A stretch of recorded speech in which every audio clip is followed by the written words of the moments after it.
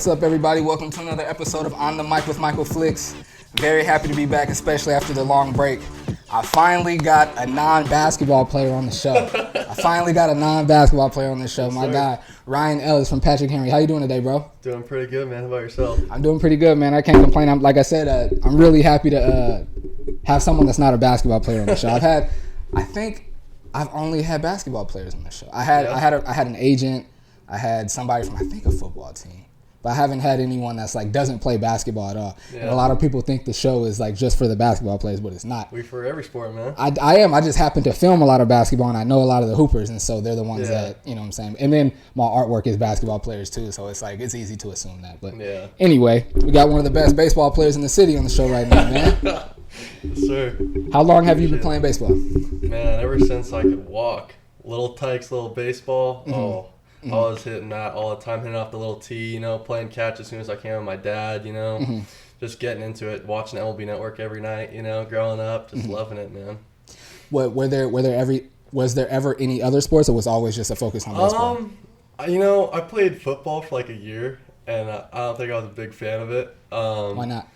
I don't know, just didn't click with me. Just wasn't for you? Nah, and then I played basketball for I'd say like 4 years. And then with me being so tall, I don't know what it is, but since I was doing baseball like year round, it would do a toll on my knees. And I'm like, I can't do this for much longer. Sure. So I got pretty serious with baseball like really quick. So I just kind of, canceled all the other sports and just kind of went after baseball. You say really quick. How old were you when you like decided to take baseball serious? Well, I got into travel ball, I'd say around like 9 or 10-ish. My dad made a team and just kind of went all these tournaments, kind of had a little bit of fun with it, but like, making it like a year-round thing, not just like, hey, let's go sign up for Little League, So, I got into that pretty quickly, I'd say, so. Was your dad you say your dad started a team? Did he start because he knew you wanted to play, or was he already a baseball player? My dad actually got drafted by the Cubs. Nice. He got up to AA, and he was a lefty, so that's a little weird. I'm a righty. Okay. But, I'm pretty sure he got up to like 93, 94 from the left side. So, I mean, back then, I'd say that's pretty good. But didn't make it to the big leagues. But, not a lot of people can say they got drafted. Oh, not at all. Yeah. Not at all. And so, I guess what I'm trying to ask was, did he make the team like thinking like you're going to play, or was he just his love for the game, he just wanted to stay around the game? That I think played a big part in it, but I think he saw how much I liked playing baseball, and then a bunch of other of my friends in the league at the time all wanted to kind of continue it too. So all the dads kind of just came together and made it nice. Made our own travel ball team. I love that. And it helps that, your dad's a former pro, because a lot of times you see, and I'm not ever dissing it, but a lot of times you see like a dad will see their kid is good at a sport, and they're like, he needs to play, so I'm going to start a team, but he doesn't really know the game to teach it. It's like, I get it, though. You want your kid to play, so you start a team, but a lot of the times it's like for instance, I went to my nephew's game yesterday, and I was watching, and granted, like, I love basketball. I've played it, I've coached it, I've trained it, and so, like, and granted, they're 9 years old, so it's not serious. Yeah, it can be so hard on them. Yeah, but I'm watching, like, some of the stuff that the coach is saying to the players. I'm like, that's not right. Yeah, so I was like, you know what, I'm just leave it alone. It ain't. Yeah. You know what I mean? So, but that's really cool though. So you started taking it serious at 9. Were you pitching at 9, or did you kind of? Yeah, I was pitching and hitting. Back then, all I had to do was try to throw a strike. And honestly, growing up, I wasn't that good. Like, it took a lot for me to really like start getting really good. Good in my sense of being like a dude. I was definitely probably like, up there, but I definitely wasn't like a guy, pretty sure my first time I pitched, I'm pretty sure I overthrew the fence. Came a long way from that. So what was it, a lot of just like practicing at like just you and your dad, or like did you like hire a pitching coach or like trainers, or like how did that go? Since my dad was a pitcher himself and went pretty far. Just kind of, looking up to him and getting help from him a lot, just a lot of nights, just starting to, when I first did Little League, I didn't really take it as serious as like, hey dad, let's go out and like, but I think I started getting really competitive just out of the blue, and I'm just like, I don't want to just be average. Like, being average ain't as fun as being the guy, For sure. So that's when I really started, getting after it with my dad, going to the field, and definitely took a lot, my dad was definitely a little bit hard on me, but I think it definitely helped me a lot because I needed it. But so. And how was that dynamic? Him being the coach and also being hard on you. How was that? Oh, yeah, definitely. Let me tell you, my dad definitely wasn't daddy ball. It was more like I'm the one he picks on the most, you know? Just that way it's not like you can say favoritism or anything like that. But he kind of backed away from it once I got kind of like 11 years old, because he's like, you know what? I don't even want to be labeled as someone who could be like, you know, daddy ball or whatever. So it's like, and he's not going to be able to coach me forever. So it's like, why not get used to it once I'm, you know, 11? That way when I play, you know, high school, I mean, you can't just be my coach in high school, you know? So, yeah, no, I think that definitely helped me growing up. So, but. And you said when you first started pitching, was it my little? I played t-ball, and then I played 1 year after that. I never really played any baseball. My little brother was actually really good up until I want to say 6th or 7th grade, and they made him go up a league because he was so good. And this is my roundabout way of asking you, was the hit, was other than the pitching, was anything difficult for you? Because for my little brother, he was solid with his age group. And then, like I said, he was really good. Like, he was amazing. So they moved him up a level. And then once he moved up, he could still do everything, but he couldn't hit. Because older than him, they pitching way harder, way faster, and he couldn't hit. And it messed with his confidence. And he eventually stopped playing and just stuck to basketball and football. And so did you experience any of that? I'm still experiencing it, man. Oh, yeah? Some hitting's just I mean, I don't just pitch. I hit too at Patrick Henry. And no, growing up, man, I could not hit to save my life, man. Okay. But yeah, no, that's where it goes to my dad really helped me out. You know, I can't tell you how many times he helped me out, just going in the backyard, setting up the bow net for me, and just kind of like helped me through everything. You know, I mean, I owe a lot to my dad, because I mean, without him, I definitely wouldn't be where I am at today. But yeah, no, I mean, hitting's still a struggle to like now. I mean, the start of the season, I pretty much either, you know, I hit everything right to someone. I mean, you know, you look at max preps, and you're like, oh, dude, about 200 so far, ain't looking too good. You know what I'm saying? But yeah, no, I mean, pitching definitely came a lot more easier to me since, you know, I feel like it was more like genetic. Like it was a lot easier to pitch, but the hitting side of things, that's where, I mean, I wasn't as coachable like hitting wise to really like figure it out. I don't really think I started figuring it out till maybe like I was 14, 13 maybe. But yeah, no, those pre-years, man, oof. Took a lot. I can imagine. And I tell people, like, I don't really care. Like, I don't care to watch baseball on TV. If I can go to the game, I'll go every time. But I don't really care to watch it on TV. But I always tell people, though, baseball is, like, I tell basketball players a lot of the time, but baseball is way harder than basketball, bro. Like, I tell you, it's way harder to, like, throw a pitch right down the middle or to hit a fastball than it is to hit a three-point. I mean, you got, like, a millisecond to even react to what it's doing, let alone fastball, curveball, slider, changeup. I mean, you're pretty much almost sometimes guessing. I mean, there's some guys in the county that are up to, you know, low 90s. It's like, when you step in the box, what are you going to do to that? I mean, I don't mind going up there and throwing as hard as I can. I mean, like, that's fun. But, like, when I have to step in the box and hit that, it's like, ooh. We're in for a ride today. I bet. And so you said you transferred to Patrick Henry your sophomore year, right? Yes, Where were you before that? I was at Granite. Okay, and what was the reason for the transfer? It just wasn't the right fit. I mean, all those guys over there, they're good dudes and they're good people and they're a really good squad this year. But it just didn't fit for me. And plus, my grandparents live over by Patrick Henry too, so being able to be around them day in, day out, and like go check in on them every once in a while, it's really nice to see them too. So nice. I definitely love seeing my grandparents. So I bet, and I can imagine, you know, like other, like, not even athletes, but other students that I've spoken to at Patrick Henry. All the students there absolutely love going to school there. Is that the same for you? Oh yeah, for sure. Everyone just gels together. I mean, there's not a lot of beef or drama. It's just like everyone's kind of rooting for each other, and I think that goes along with sports too. Everyone says our student section just at all sports is just insane. I mean, football. I mean, going to all those games and just like bonding with everybody and just rooting on for your friends and classmates. I mean, that you just can't beat it. I love that. I gotta like I won't give away like some of the things I plan to do in the future, but I just want to go and like be on the campus like at lunch one time, because literally everyone that I've spoken to about Patrick Henry, they all say that there's no beefs, there's never really any fights, everyone gets along, we all root for each other, we all cheer for each other. It's really, really dope. There's a lot of schools that it's the complete opposite. I mean, like my sophomore year before COVID, for, I think, homecoming, we had a mosh pit, like, mid-lunch. Like, they turned on, I think it was Sicko Mode, or whatever it was. I don't remember what the song was. I just remember just, like, in awe. Because coming from Granite, I mean, everyone just kind of, like, at lunch, it was just, like, you had your own little circle, whatever.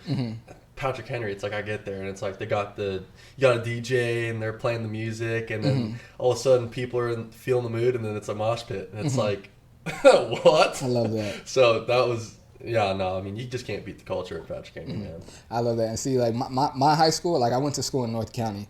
I went to Orange Glen High School, and I love Orange Glen. I love Orange Glen.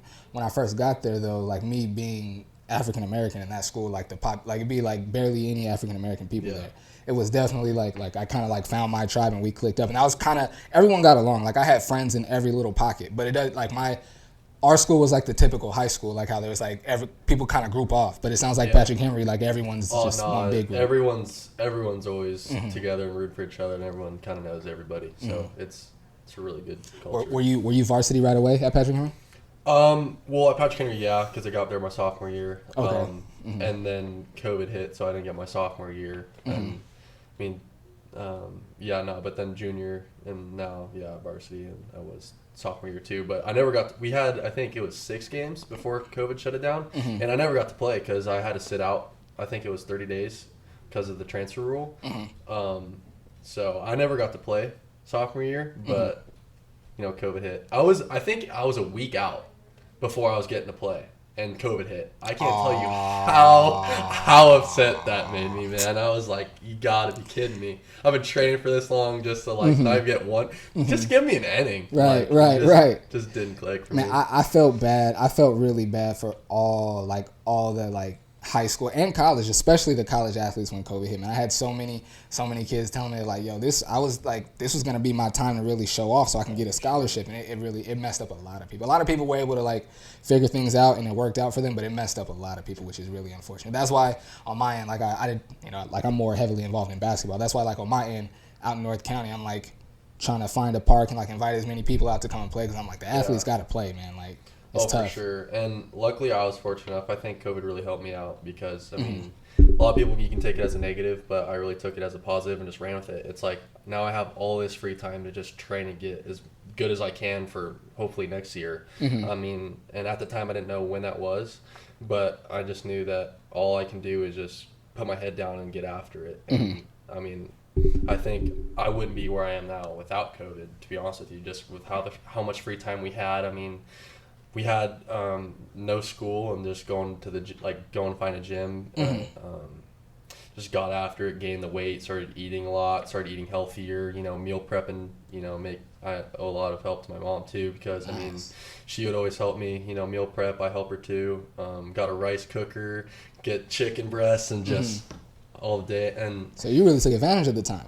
Yeah. Nice. I don't think I would be where I'm at without COVID, to be honest with you. Wow. So. Wow. Gotta take the negatives as a positive. Absolutely. Absolutely. Like, I mean, I was already, broadcasting and podcasting before COVID, but I started this show during the pandemic. Like, I had another show where I kind of like moved around and talked to entrepreneurs and really whoever wanted to sit down and talk with me. But I honestly felt bad for the athletes, and I just wanted to like kind of like ask them how they were feeling and how they were doing with COVID. Are you still training and all of that? And then also I had another situation on another show, and I was like, I don't want this to end. So kind of like both of those things, and I was like, I just started this show. I mean, with COVID, I mean, you pretty much have 24 hours in your day to do it. I mean, obviously sleep, but all that other free time, you can go out to the field, grab a friend, maybe hit some ground balls, throw a bullpen, and I know some people couldn't go to gyms, but if I had a private gym I could go to, and just lift and hit. I had a batting cage I could go to, so I mean, just being able to do all three in a day and just do it as much as you can. By the time COVID got out, it's like you could definitely tell who was working and who wasn't. For sure. And I definitely, like I said, owe a lot of my success to COVID. That's really the free time of COVID, not COVID. COVID. I hear you. I know what you mean. Let's not praise COVID now, but. Now, how old or what grade were you in where you kind of realized like I'm pretty good at this? Like, how old were you? I'd say when I came back from COVID. Really? I mean, like I said, I mean, I was definitely good. I mean, but I don't think I definitely wasn't as near as where I am now because of that. I mean, my junior year, let me tell you that first game, I had a lot of butterflies because it's like I haven't played in a varsity game yet. And you know how Patrick Henry is. I mean, you had a good turnout. A lot of people came because it's like, COVID's done. Like, we can actually finally start going to stuff, So, those first couple games, I definitely had a lot of butterflies. And I just trusted the process on just all the hard work that I did during COVID just kind of paid off. And I think, like, junior year definitely kicked in. It's like, hey, like, I got a real shot of, going somewhere with this. And was it like a specific game or like a stretch of games, or like when was like what happened and what was that moment that you were like, actually, I'm kind of good at this now? Preseason, I think it was a week or two. I think 2 weeks before season, I hit 89 on the radar gun at Valhalla, and I came off the field after the game. I felt like I did pretty good, and I was like, we got a pocket radar for Christmas, and we just hooked that up to the fence before every game, and my dad records, and it shows the velocity on the video. I walk off the field, and I'm like, what was I at? He's all, dude, you're at 89. I'm all, really? Dang. And, that's when it really hit me. I'm like, wow. And then I'm like, you know what? Like, 90's just right there. Like, let me just, maybe a little velo slap or something. And I didn't even hit 90 till, I think, May of that. I mean, it was towards the end of the year. I can't tell you how frustrated I was because, the game, like pitching, it's really about how hard you can throw a little white baseball. It's like, it's crazy. Just, I can't tell you how like stressed I was. Like, dude, I'm right there. Why can't I get 90? And let me tell you, I hit it at University City, and I can't tell you how good that car ride was home. I was so low, just pit bull, full blast. Nice. I'm like, I love it. It's a really good feeling when all that hard work pays off. But I mean, after that day, then flip the page and it's like focus on the team and what's the next goal. For sure. And what is the next goal? Well, next goal right now, I'm really focused on how we're doing as a team, trying to be the best leader I can, really hoping that no matter what, the whole team's just bonding and getting together as well as we can. And I really want to bring a CIF championship to Patrick Henry. That would mean the world to me because of how much effort Coach Watkins and all the other coaches at Patrick Henry, we work. I confidently say there's no other team in San Diego that works as hard as we do. I can't tell you the amount of oh man, that dude conditions the living heck out of us, man. I can't tell you my sophomore. Let me backtrack a little bit. My sophomore year, the first practice, we were having a weight room, and I wasn't thinking much of it. We're gonna lift weights, a little ego lift. Let's see who can lift the most. I wasn't really thinking much of it, and it was really structured. I mean, we're doing bench press, back squat, all this stuff, and like. But he's all right, go to the foul pole. And I'm all, what? And so, do you know what a minute drill is? Do I know what is? A minute drill. No. So you run from the right field foul pole all the way across, all the way around the backstop and back to the foul pole. And usually they'll probably say like a minute 15. So not exactly a minute, but like a minute 15. And if you don't make it in that time, you restart. And also, in between that, you're doing a little workout. So whether that's push-ups, jumping jacks, jump squats, all that stuff. Pretty sure we did a solid 6 of them. I can't tell you how I thought I was about to puke everywhere, dude. I was like, oh my God. But, I mean, that's just stuff like that. It's really, I'd say there's no team that's, just works as hard as us. I mean, but just the amount of work that Coach Watkins and the rest of the coaches at Patrick Henry, put in work day in, day out. I mean, I got to give everything I had to give a CIF championship. So. Now, let me ask you this. When you were going through, when you're doing those minute drills and you're like, this is a lot, did you ever feel like, why am I doing this? Or I don't have to do this. Every time we do it, I think, why are we doing it? And see, I asked that because, I played football and basketball in high school. In football, I remember preseason hell week, and I remember being, never been more exhausted in my life. And I remember thinking, if there was $1 million right there, and a gallon of water right there, I'm not even looking at the money. I just need that water and somewhere to lay down. And I remember thinking, like, no one's forcing me to, like, being exhausted and thinking, bro, no one's forcing you to do this. You could literally take just your quit. helmet off and walk off right now. Like, you don't have to do this. And I remember thinking, like, but I've never quit anything, and I don't want to quit, so I'm going to keep going. And I remember, like, thinking, though, and because I came to the team late, like, I mean, it was preseason, but I was, like, one of the last ones.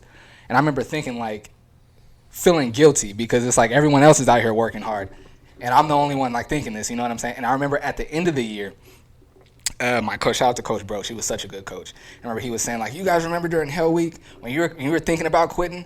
And, like, half the team was like, yeah. And I remember looking at everybody like, so I wasn't the only one thinking that? Like, and I fully remember feeling like, bro, like, no one's forcing me to do this. I should just quit right now because it was just felt that hard. I mean, you know what I mean? definitely that trained all of us to just dig deep in the last innings. You know, it's like it's really an all-out war, 1 through 7 innings. I mean, you can't just score, get up on them in the 3rd inning and coast because there's maybe that other team worked harder than you and they're still wanting that win. I mean, it's an all-out war out there. You know, you have to make sure that you're getting everything you got every pitch. And that even goes in the dugout too, just stressing the importance of, you know, picking up your teammates, making sure you keep a positive attitude and a good outlook and making sure that you're rooting on the team. Even if you're down 10-0, what if that other team coasts and all of a sudden you win the game 11-10 because they just gave up? You know what I mean? It's just about picking your teammates up and making sure you're, you know, loud in the dugout. So it sounds like you're more of a vocal leader? I try not to. I think sometimes I am. But, I mean, not a lot of people want you to just harp at them the whole time. I mean, if you're not doing it, why should they do it? So it's like you got to make sure that you're leading by example to an extent too, because if you're not, then why should they listen to you? At that point, you're just, you know, that guy that's just screaming and asking for orders. Like, who's going to listen to you at that point? Right. I hear you. So. I hear you. Hey, I love it, man. I love hearing all this from y'all. The hard work from COVID paying off. I love hearing all this, man. Speaking of hard work paying off, you're committed to Santa Clara. Yes, sir. Congratulations. Thank you. Appreciate it. Absolutely. How long ago did you commit? And what was your like recruitment and commitment process like? So I originally was committed to New Mexico my sophomore year. I decommitted, and then why'd you COVID decommit? hit. Just wasn't the right fit. Okay. And you know, during COVID, I mean, no, I was still committed. I decommitted, I think, I decommitted early junior year, like season. And that whole process was just long. I mean, it was because I had to restart and just kind of, you know, think about where I wanted to go and why I wanted to go there. So I just really had to make sure that every game I gave it my all and just kind of, you know, let the stats and play speak for itself, you know. And I just had to trust the process and trust that my coaches would get me to the right people. And the summer I played with San Diego Show, shout out to the show, and we went to tournaments in Arizona, Georgia, and I think there was about like 10 different schools there. And Santa Clara came, and they loved what they saw. I think they reached out a little bit earlier, and that was the first time they came out to see me.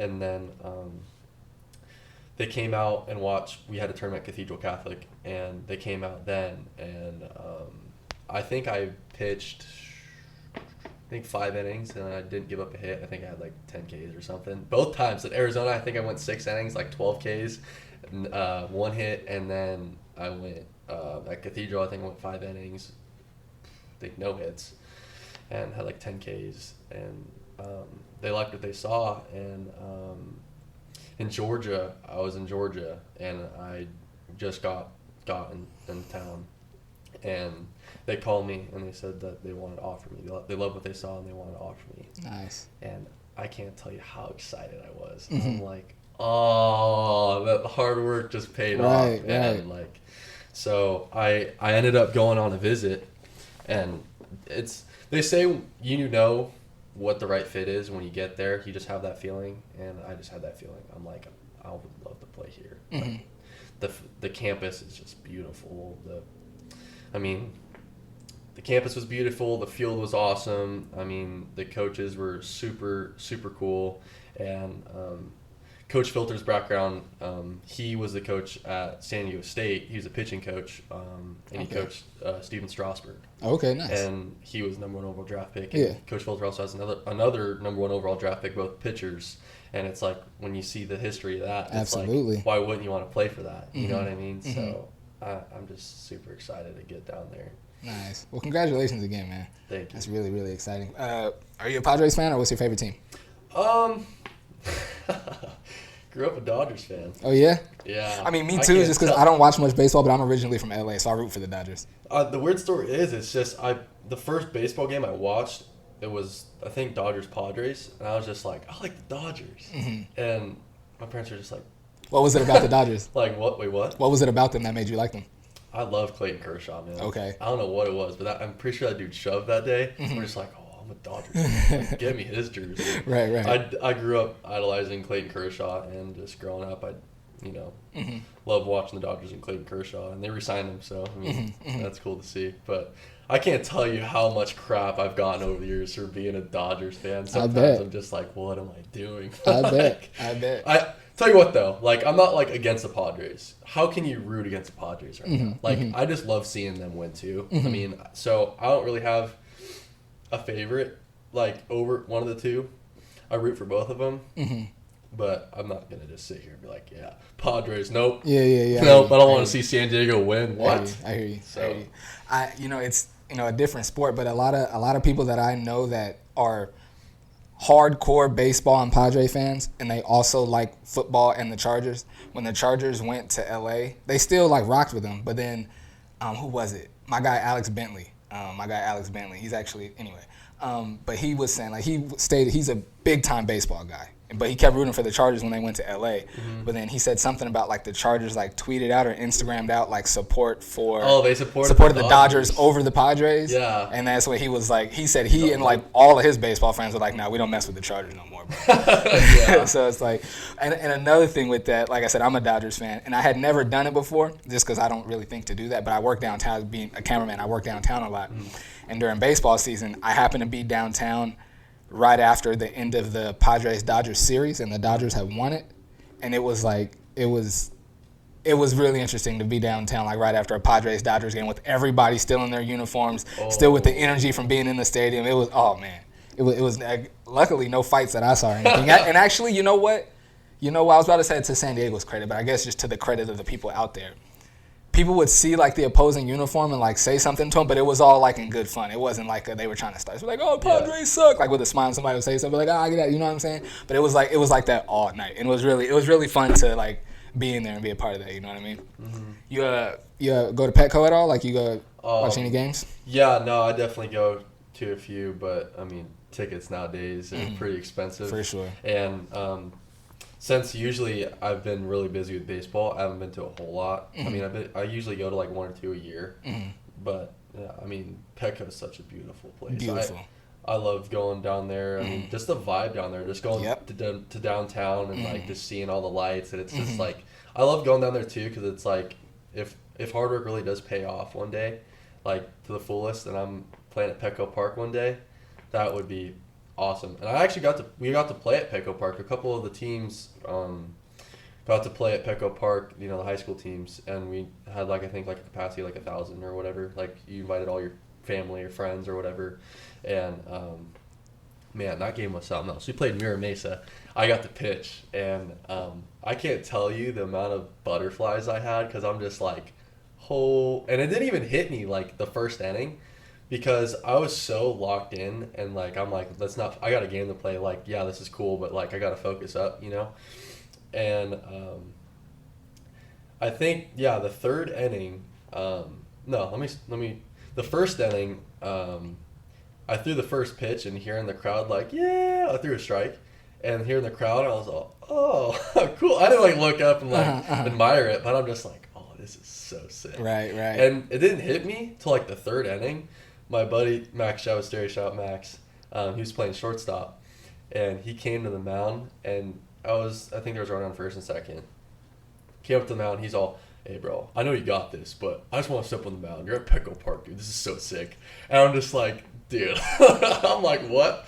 And that's when I like looked around, see the Western Medical Co Supply building, and seeing all the fans, and I'm all, oh, I'm like, I'm really here right now.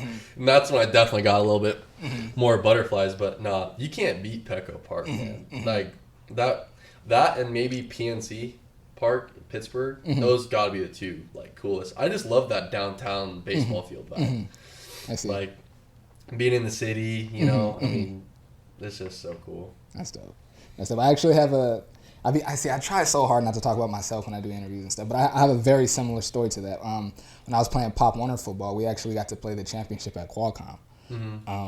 And it was a similar thing for me. I remember my mom was telling me, like, isn't this so exciting? And I'm like trying to block that out. I'm like, yeah, you can't focus on it. Like, if I walk out of here, and we ended up losing the game, but before the game, I'm thinking, like, I get to walk out of here a champion if I focus up. Like, I'm not really thinking about all of that. And so I was blocking all of it out. But my moment was I was playing quarterback that year, and I had I did a fake, and I ducked and spun out, and then I just sprinted out for like a little 11-yard run and got tackled. I remember getting back into the huddle and getting my huddle together, and I not even purposely, but I just look up and I'm seeing my replay on the Jumbotron, and I'm like, oh, that is dope. And remember, I looked to the sideline, I'm looking at my coach, and he's like, because he knows you're a kid. Like, yeah, take that in. And I honestly expected him to be like, no, focus. And he's like, yeah, take that in. And then I block it out again, right? And then I block it out again. And it's in between plays. And I just hear mad cheering out of nowhere, loud cheering and clapping. I'm like, what is going on? And then I look up at the Jumbotron and I see LT. This is when LT and Drew Brees were still on the team. I see LT's turn around waving to the crowd. I'm like, LT's on. He's watching. Whoa, he's on the sideline. I called a timeout. I called a timeout so I could go over there. My coach was like, why you call a timeout? I was like, I just need to forget what I was. I need some water or something. And I go over there to meet him.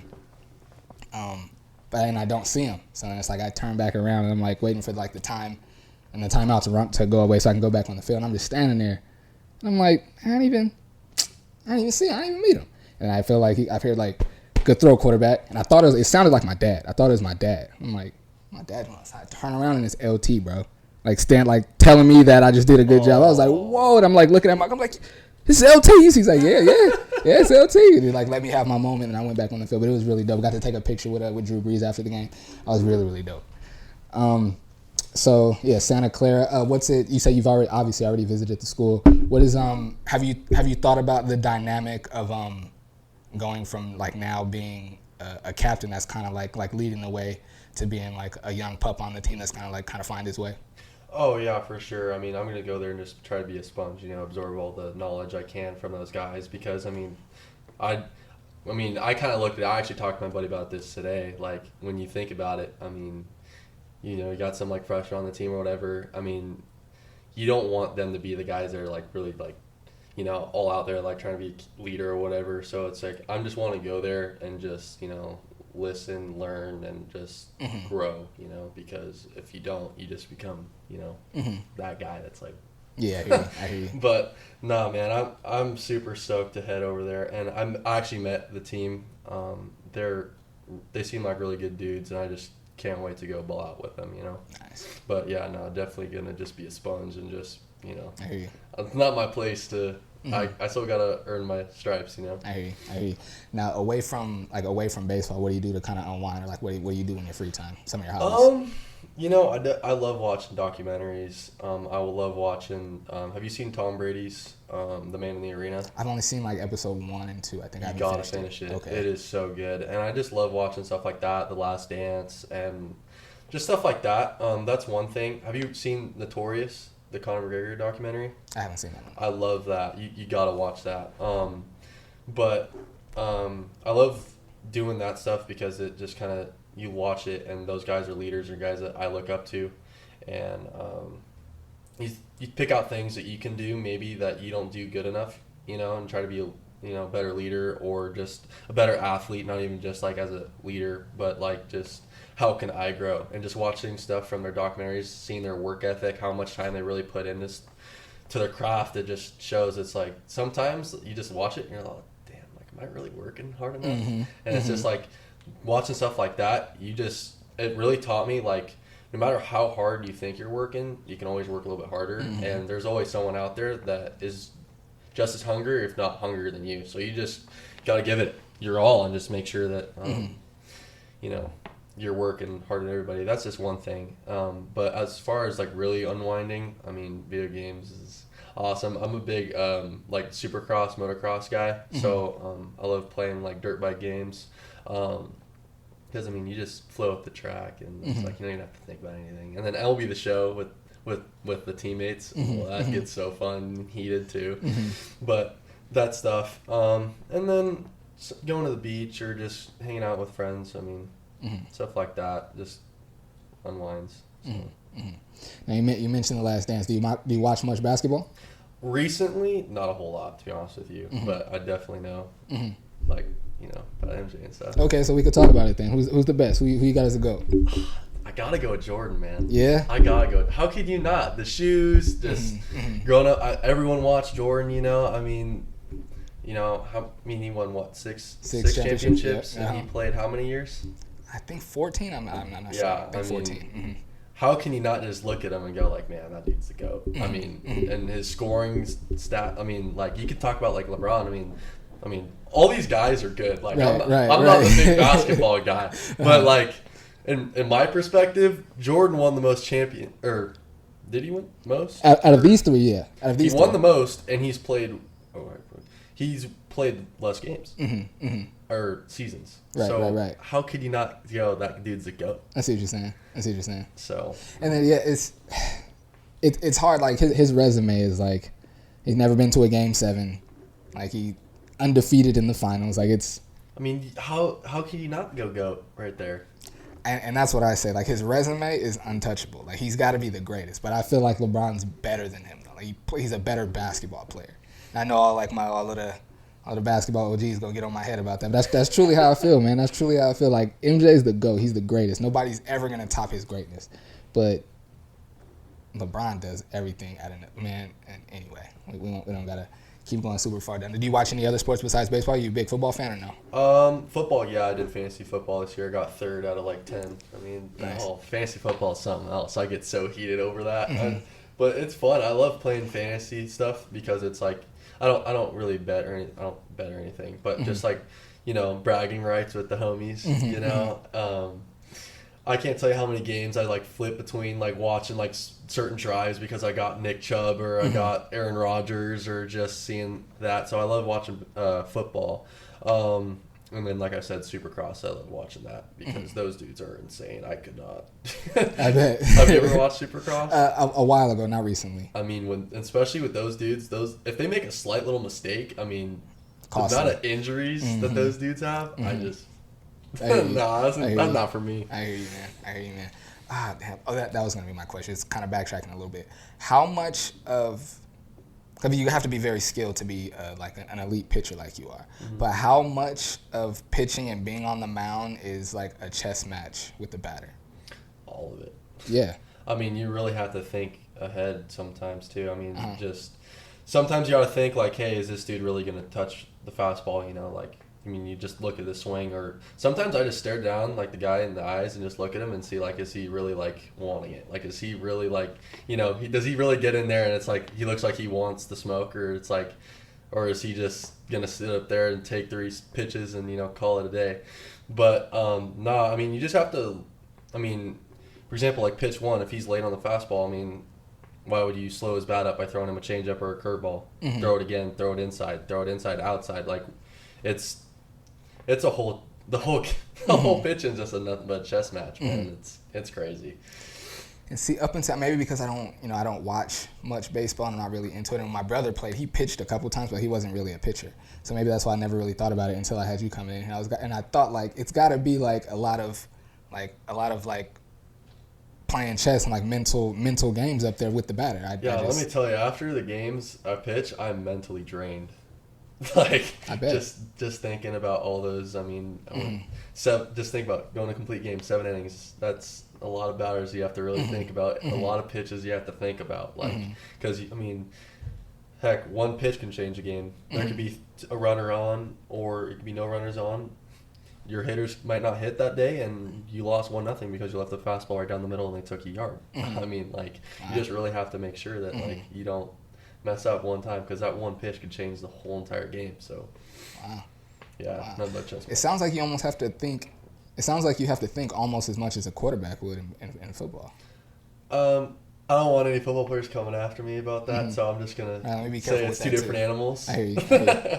With you having such a strong arm, you never thought about playing quarterback?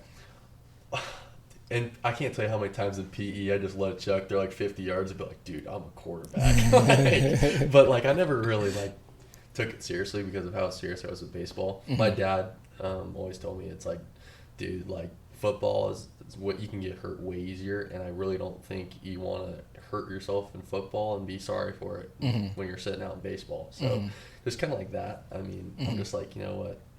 No, I definitely get that. I definitely get that.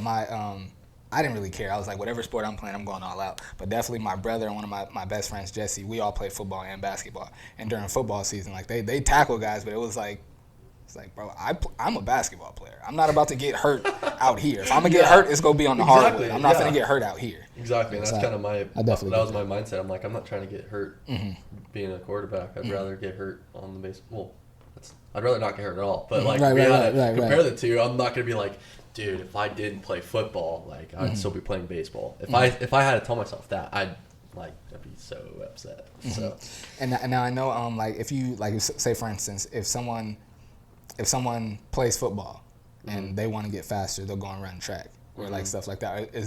Are there any other sports that you can play that will kind of like help you in baseball? I mean, honestly, I've kind of been a one sport athlete for the most part, so I'm just gonna go on a limb. I mean, I think playing like the three main sports, like baseball, basketball, football. I mean, if you can play all three of those, I mean, I think all of those definitely tackle different parts of the body and make you stronger in different ways. And if you can get good at, those two other sports. I mean, if you get into baseball and you're so good at that, I mean, I feel like that'd be a good advantage for you too, just like in the athletic side. So, I mean, it makes you more versatile, more athletic. So, I mean, it's not like, I mean, if you did track, that's on one thing though too. Like you can't do track because it's during baseball season. That's true. But I'd say even just those sports would definitely help. But I don't think there's a specific like correlation like how football and track or like. Baseball is just kind of like that one oddball, like. So. I actually tried out for the baseball team my sophomore year, and I mean I'm a short guy now, but when I was a sophomore, I was really small. I remember like being out on the field, and I remember the second day, the freshman coach, mind you, I'm a sophomore. The freshman coach comes up to me and he's like, talking to me like I'm about to be a star player. And he's like, yeah, man, like, love the way you're running out here. I like what you're doing, da-da-da-da. And he's like, yeah, so we come over here. And I'm like, I started walking over there, and one of my friends, I was a sophomore, one of my friends was a junior. We were both trying out. He's like, bro, why you going over there? I was like, this coach seemed like he in love with me, bro. He want me to come over here and try to do something. I'm finna go. He's like, bro, that's the freshman team. I'm like, well, for real? He's like, yeah, that's the freshman coach. I was like, oh. Dang, so I go and I talk like to the JV coach, and they're like, nah, you're not looking too good out here, bro. I was like, all right, well. And I was trying out, and I hadn't played baseball since I was like 9. So that's the one thing about baseball, though, that I can say. I almost feel like it's really beneficial to make sure you keep playing baseball, because the second even if you take like a month off, you come back and play baseball, like I can't tell you how many days. I mean, you can be swinging, like you can take good batting practice one day, and then the next day you can wake up and have zero feel for your swing. That's the one thing about baseball. It's like, I mean, football, if you're like the bigger guy or whatever, I mean, most of the time you're probably going to win the game or feel a lot better about yourself. But, I mean, baseball, I mean, you can feel like you have a entire hole in your swing. Like, I that's why I never did anything but pick up the bat and ball. So, like. I hear you. Yeah, nah. Basketball is very similar to that. Like, I always say. With your shot. Yeah, and also handling the ball too, because like if you can dribble, you can dribble. But when you're doing it every day and working on it every day, and then leave it alone and then come back to it, it's like you don't have the feel. It's not the same. Like the ball feels different in your hand. It's weird. Yeah. I always tell people, in my opinion, football is like the homies, and basketball and I guess baseball too is like your girlfriend. Like the homies, like you can not talk to them for months, tap back in with them, and it's like you haven't skipped a beat. Exactly. Like let you not talk to your girlfriend for 2 weeks though.